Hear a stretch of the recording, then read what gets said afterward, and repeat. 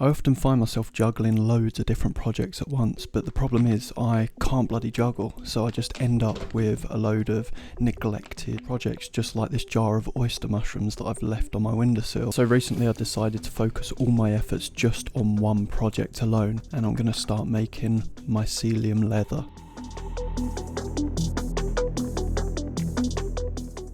So I started this project by inoculating a variety of pots with a oyster mushroom liquid culture. These pots contained a variety of different growing media, so I could get an idea of what the mycelium preferred growing on, and so we had a variety of different samples to experiment with. But I'll get back to all of those later, and we'll start with this culture first. So this is 2.5 to 3 weeks of growth on a nutrient broth, which was just a water with light malt extract and nutritional yeast mixed. I used a ratio of 2% light malt extract and 1% nutritional yeast. I'm not entirely sure why it ended up growing a bit patchy down one side, but there's enough growth there for me to start processing and trying to turn into a sheet of leather. After separating the main body of mycelium from the edges of the pot, I gently convince it to fall out of the pot onto this paper towel. I now have to wipe away these digestive enzymes and other goop that the mycelium secretes into the nutrient broth.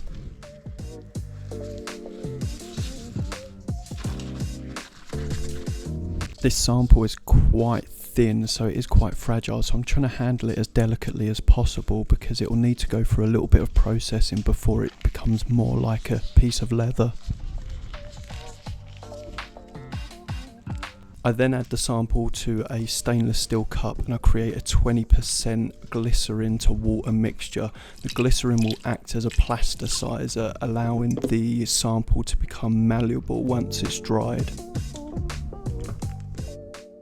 I discovered the glycerin was too viscous to suck through the syringe, so I had to take the plunger out and tip it into the top of the syringe to the desired measurement, and then put the plunger back through, and I was able to exert enough pressure on the plunger to then put it back through the syringe into the cup. Of course I ended up getting glycerin on absolutely everything I touched, but once that was all cleaned up, I put the stainless steel cup on the hob so I could boil the mycelium. This would help with absorption of the glycerin as well as killing off the fungus. I boiled it for about 5 minutes, but alright, to be honest, I didn't actually time it, and I probably should have done for future reference, but oh well.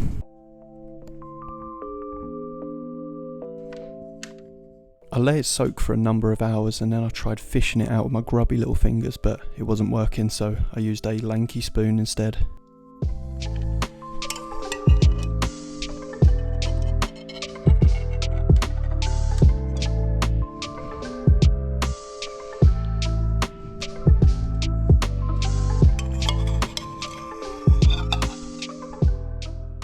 I placed it onto some non-stick paper, and then after a few scientific prods and strokes, I put it on the heat mat.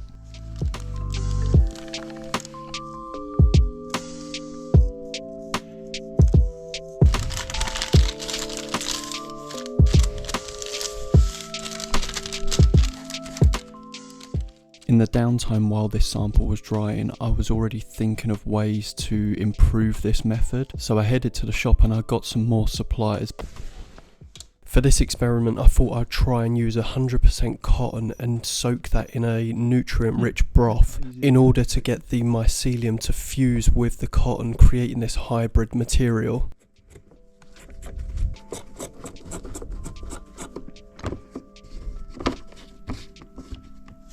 There we go, so that's sitting there like that. We just pour just enough nutrient broth over that, I think. Not sounding entirely convinced by my plan, I moved on to the next step anyway. Right, so first I need to actually find out exactly how much liquid I'm going to need just to make a shallow pool to coat that really. So I'll measure that now. I don't know how I managed to make a mess of everything I fucking touch, but I had to clean the scales up before I could use them again. Right, so first I'm going to weigh out my light malt extract, which I'm going to do a ratio of 2% to the water, and then I'm going to put I think 1% nutritional yeast, because that was the same as what I did on the last one.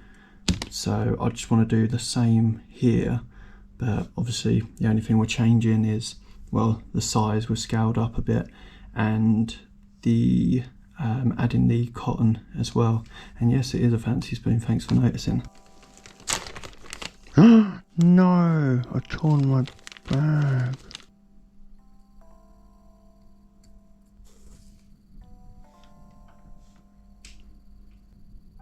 And after a brief phone call with my doctor, I'm fine, thanks for asking, I started to mix the dry ingredients into the water.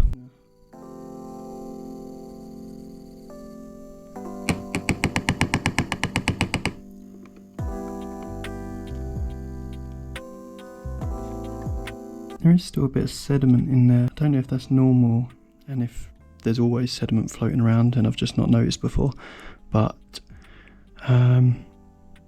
I've mixed it up for ages, so I'm going to put the cloth in now.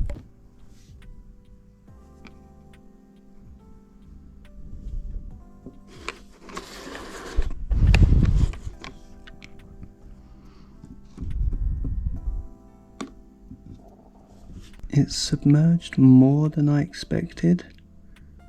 I think I'm going to take some of this liquid out, you know, because I want the fabric sort of exposed. So it's at the top. So, because if I've got this liquid on top, the mycelium is just gonna grow on top of that liquid. Though saying that, it's not submerged that deep. Oh, and it does seem to want to float up a little bit. Don't know what to do here. I think let's stick with it, actually, because when I do that, it doesn't seem like it's that submerged. So, alright, we'll stick with a 40ml.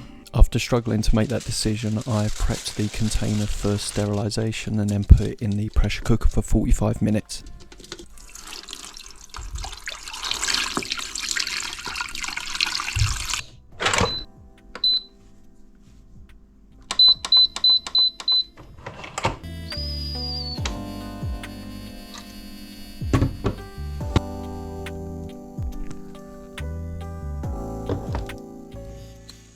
I then set up a clean working space and I got this suspicious looking syringe out of my fridge, which I'm hoping is the same liquid culture as I inoculated the last pot with.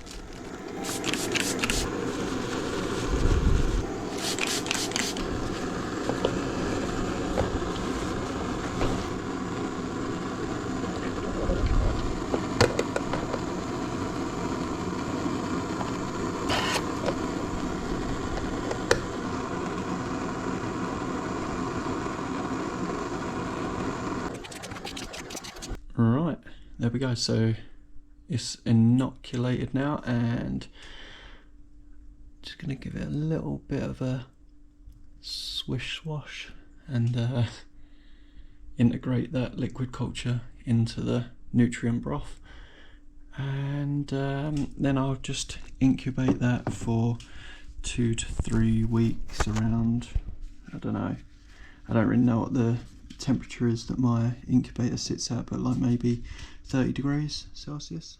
And while that one's incubating, we can go back and check on the first sample.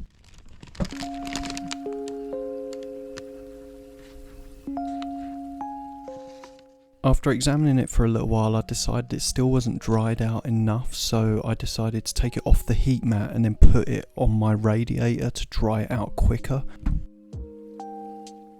So this is the final result after spending about 12 hours stuck to my radiator. I've torn it. What have I done there? For some reason I thought it was I had it layered over more, so I pulled it apart quite aggressively and it ripped. I thought it'd be a bit more dry than that as well. Let's see what it's like, see if we can get it off.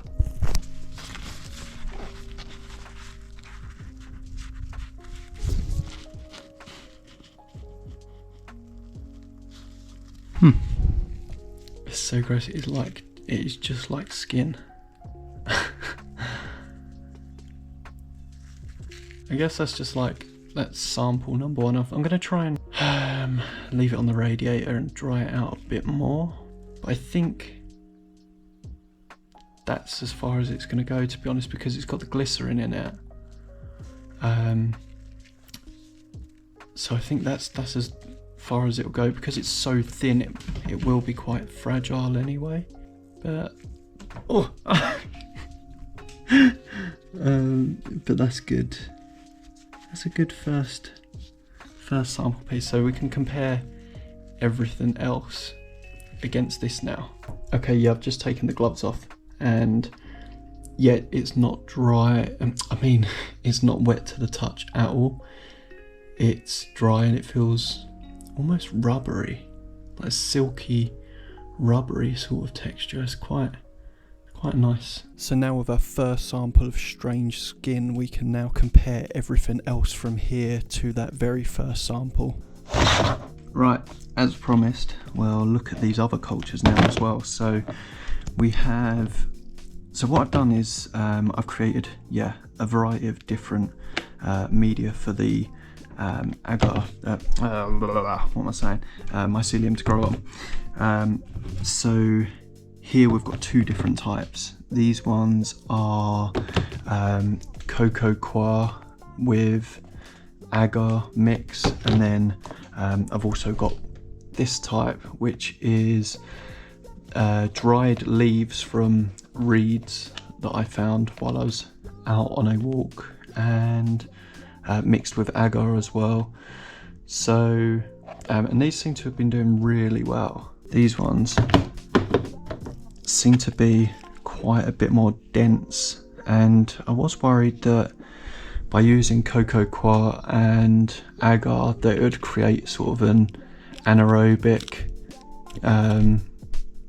conditions where the mycelium wouldn't grow into, but it seems to be penetrating all the way to the bottom, but that's at the side, so maybe there was gas exchange at the sides there, because the center there's nothing happening. But with this one you can see that it's made it all the way to the bottom, and it is it's sort of making its way through. So I don't know, we'll keep letting them grow, but yeah, they seem to be a lot better around the edges there. Yeah, this is the reed leaves as well, but in a smaller container. But I think the one we'll look at today is this one here. We'll open this one up, and yeah, let's have a look, and I'll show you what I'm going to do with it. I was going to let it grow completely, but there doesn't seem to be, in the past few days, it doesn't seem to have been much change, so I don't know if it's sort of gone as far as it can, which is pretty good. Like, a majority of that has been colonized, so I'm quite happy with it. So I think we can move on to the next step and see what happens.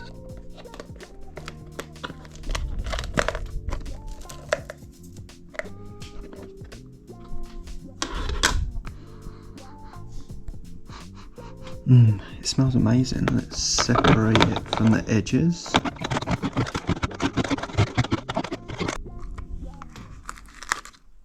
Oh, okay. That's really promising, Like, that is really promising. So yeah, you can't really tell in there, but there's just loads of ripped up pieces of reed leaf in agar, and it's actually looking really good. So my idea is we put this in my stainless steel cup and we boil it, and hopefully I can boil out any excess agar, so we're just left with the mycelium and the reed leaves. I keep smelling it. It smells so good. I actually want to take a bite of it. Right, okay. That's not going to work, is it? Really?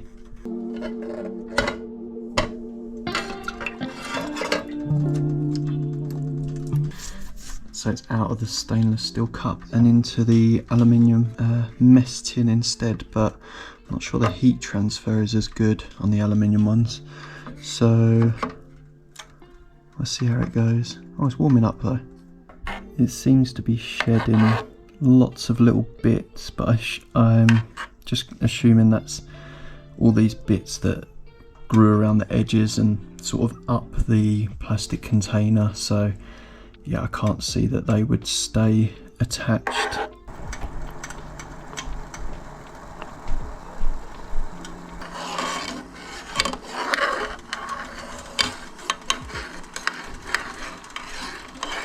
We're definitely, can you see, we're definitely losing more leaves, so hopefully that's just from that little area that was not colonised. What I'm hoping is that the mycelium's weaved its way into a lot of the pieces of leaves, like on this top layer and, you know, just under the surface, that where it's grown through to the other side.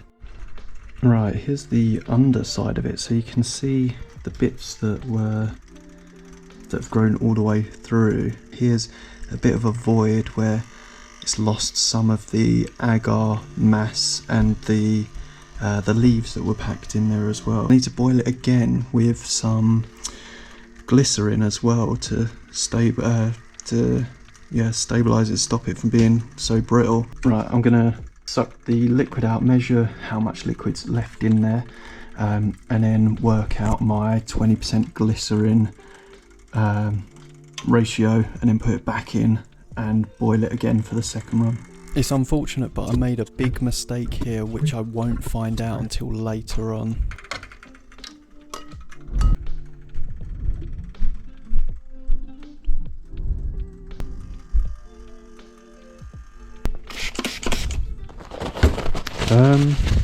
Probably shouldn't have sprayed alcohol near a source of heat. Silly sausage. I've turned the heat off now, so I'm just going to leave this on the hob, let it cool down naturally, and then check it in the morning, I guess, after it's sat in that solution overnight. It's not looking too healthy now. Lost a lot of leaf. Unfortunately, once the agar had dissolved from that void in the centre, the mycelium actually broke apart into two separate pieces. I then put these pieces in the stainless steel cup to soak in the glycerin mixture, along with this mycelial pellicle that was floating in the top of my liquid culture jar. Right, and now I'm going to leave them overnight. Right, so somehow three or 4 days passed. Even though I was meant to just leave it overnight. Time got away with me, what can I say? So I just need to take these out and I'm going to dry them out now. They look gross. And also an update on the neglected jar from the beginning. Oyster mushrooms coming through strong. Well, singular oyster mushroom coming through strong. The rest aborted. But yeah. Right, these have been on the radiator drying for quite some time now, so I'm going to see how they're doing. I can't remember which one's which, so start with this one first.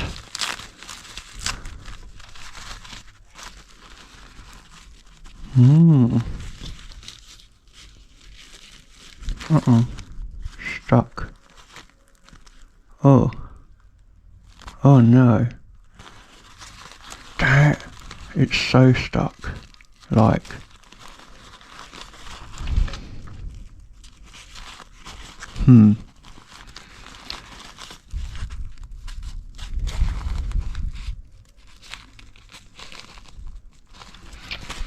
really sticky underneath. That's not good. Not sure why that happened. Right, so I'm just editing the video now and I've realised why this happened, because I'm an idiot is why. That's why, because this part where I'm measuring out the liquid that I'm taking out of the container, that's the liquid that contains the agar, the dissolved agar, and then I end up putting it back in with the 20% glycerol and then cooking it all back into the Mycelium. You stupid motherfucker. So that so that is why I've ended up with this mess that has completely bound to the paper towel that I put it on. Yeah, didn't really think that one through, did I? It's so sticky. That's just falling apart. Damn it. I fear we've got the same issue. Oh, no. Oh. It's even thinner than the first piece. It feels really good though. Yeah, it's just really, really thin, because this one was the one that was just sat in the liquid culture jar, and I could feel it wasn't very dense. There was like a lot of air. So now all that air's been squeezed out. It is just so thin. Even thinner than this original piece. Right, I'm gonna have to work out what to do with these ones. But before we get to that, we'll check in with the cotton sample just a few days after inoculation. So it's been about 5 days, maybe, probably, since inoculation. And it's growing nice and healthy. Got all these little mycelium islands. And I noticed with the other one, it gets to a point where the mycelium creates like a film over the liquid, and so none of it moves around on the surface anymore. So it's actually been a few weeks and this one isn't working. It's just not working. So you can see there that it's just not really growing. I think the issue is that I put too much liquid in there, which I thought would be the issue.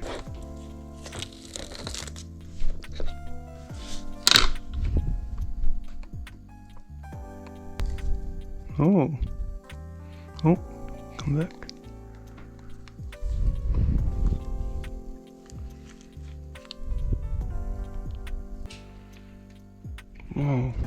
Whoa, so fragile, it's just cracking.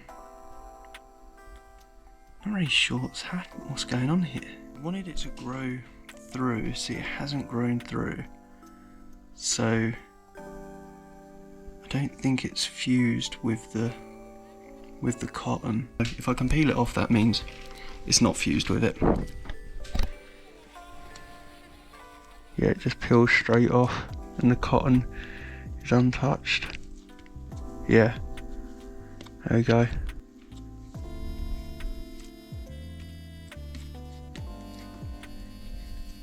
Right, that one's a fail. Right, we've got these 4 here as well that don't look too great, that have been in the incubator for like way over a month, probably like I don't know, over a month. That's what I need. I need mycelium to grow like that, just thick sheets like that. Let's have a look.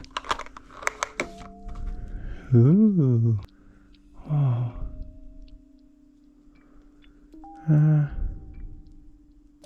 So fragile. I'm just going to call that one a fail as well. Can't see that, how I can develop that into something better than how it's come out already, you know. Oh well, on to the next one. Alright, this one's gone really weird and started dehydrating itself in the box. So this was agar and just a piece of paper, a bit of black card. Okay. So this side, this edge is colonised on both sides, which is like, that would be perfect. But then it stopped, I guess because of the moisture, loss of moisture. But here's the other paper one, we'll look at that.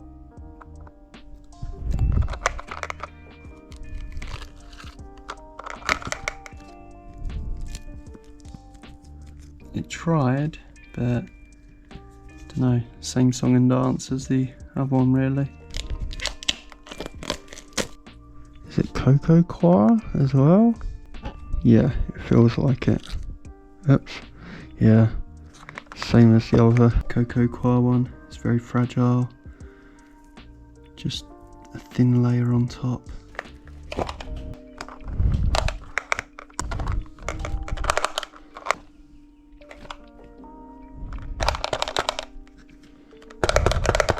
So all of those ones failed, but we have cocoa coir in 2 of these, and then one of them, I think this one, is the reed leaves.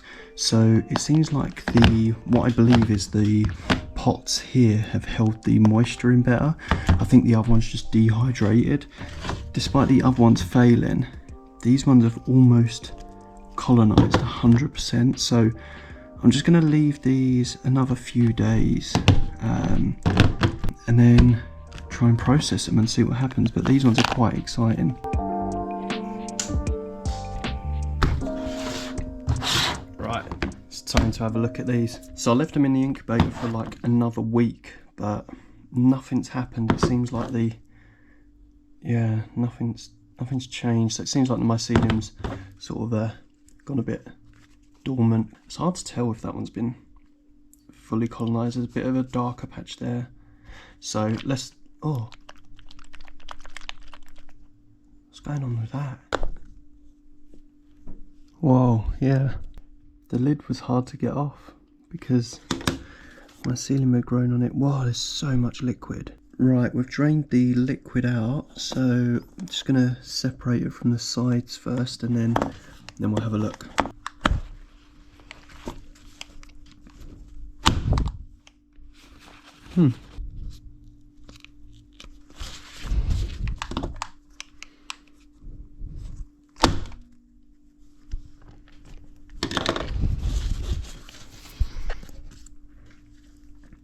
Alright.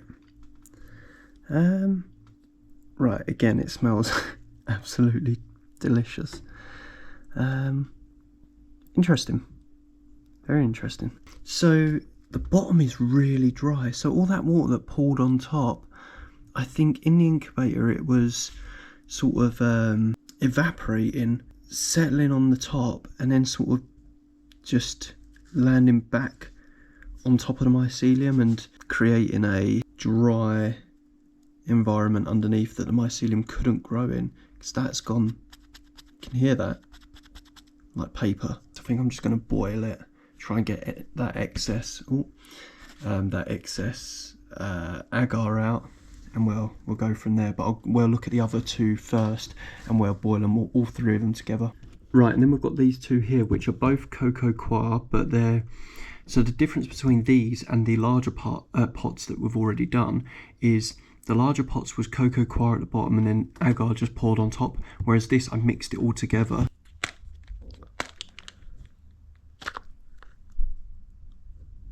Go with the other method then. Oh, you fuck. Huh, right. That's actually a good thing, because that tells me that the mycelium hasn't gone all the way through as I wanted it to. It's simply encased the block of agar cocoa coir. So this isn't going to work anyway. Yeah, it's not penetrated like anywhere through that. That's not going to work. So I assume the same for this one.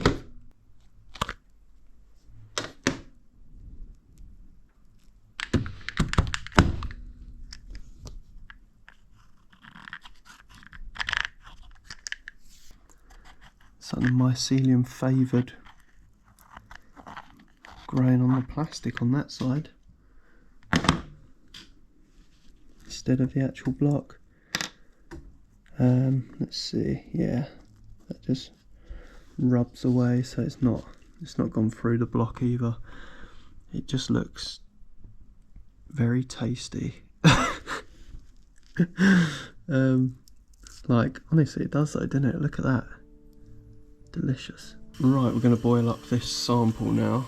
So I've used more water in the dish than I had last time, because I want I want to really try and get as much of the agar out of this. Floating on there like a little mycelium raft. Wonder if you could make a boat out of next project. What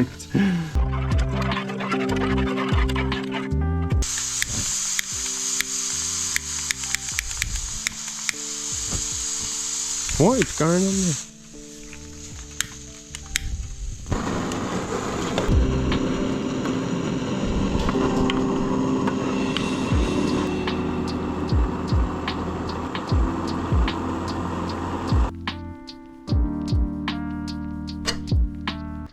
Right, so I've given it a bit of a clean up before moving on to the next step with the glycerin.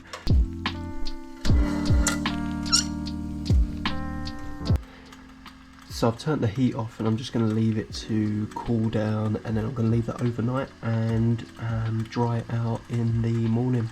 Right, so it's been about 12 to 14 hours, so I'm going to take it out now and then put it on the radiator to dry out.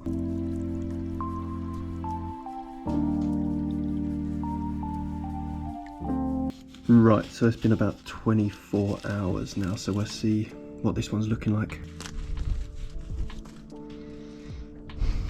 That's actually really good. That's the best one yet.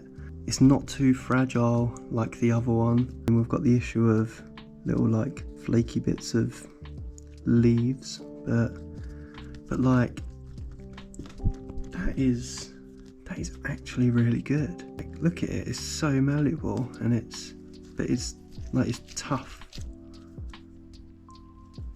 That's cool. So overall, I'm actually really impressed with all these experiments, and despite the numerous failures, they actually gave me loads of information on how I should progress with this project as well. So I'll definitely be recording the next wave of ideas and documenting those, but for now this video is done and I'll see you on the next one.